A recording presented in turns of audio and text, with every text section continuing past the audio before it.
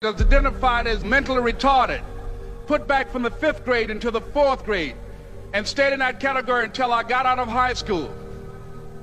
I don't have any college training, but I met a high school teacher who one day changed my life. I was waiting on another student, and when he came in, he said to me, "Young man, go to the board and write what I'm about to tell you." And I said, I can't do that, sir. He said, "Why not?" I said, "I'm not one of your students." He said, "It doesn't matter. Follow my directions now." I said, "I can't do that, sir." He said, "Why not?" I said, "Because I'm educable mentally retarded." And he came from behind his desk and he looked at me. He said, "Don't ever say that again. Someone's opinion of you does not have to become your reality." And as he talked, my heart began to beat fast. Tears began to run down my eyes, and I was in the back just listening to him, because the speech he was giving, that speech was for me. And he said, "Les Brown," he said, "if you want to do anything worthwhile in life, you've got to be hungry." I told Mr. Washington I wanted to become a disc jockey. And so I started working to develop myself. He said, "I want you to practice every day being a disc jockey." I said, "But I don't have any job now." He said, "It doesn't matter." He said that it's better to be prepared for an opportunity and not have one than to have an opportunity and not be prepared. And as I was working to develop myself, I applied for a job as a disc jockey, WMBM on Miami Beach. I went to a guy named Milton Butterball.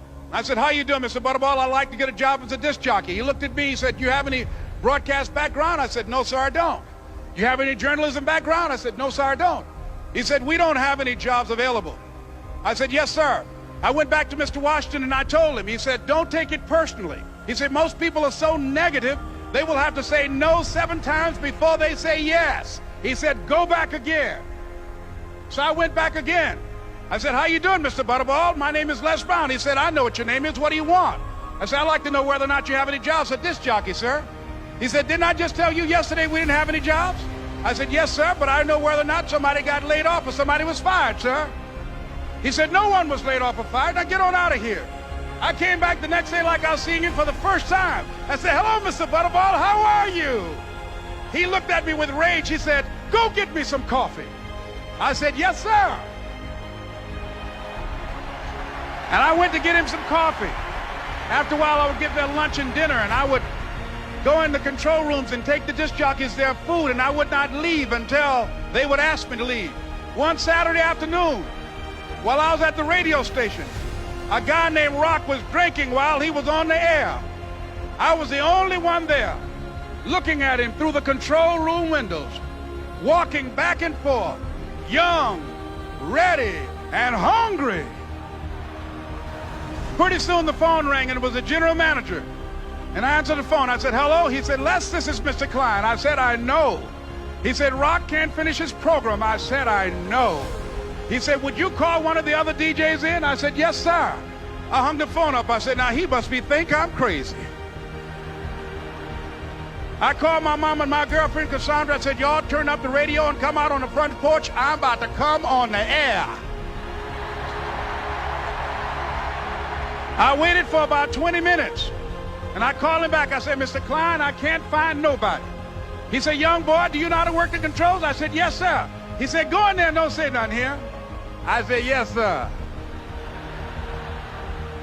I couldn't wait to get behind those controls. I put on an old Stevie Wonder record called Fingertips.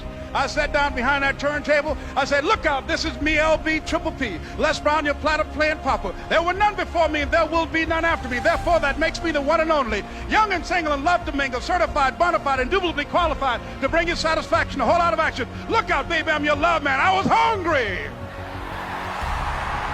I was hungry. You got to be hungry. Begin to know that you have greatness within you.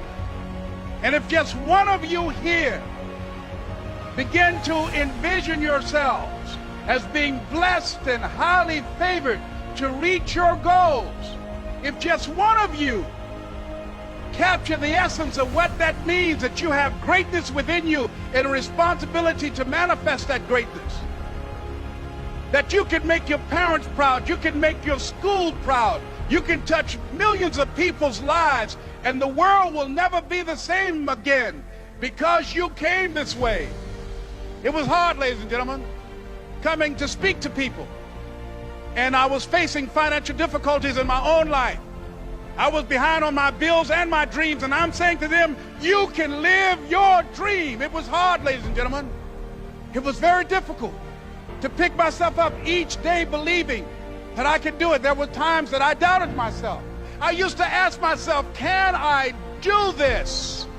And something said within me, you're the one. Don't give up on your dream.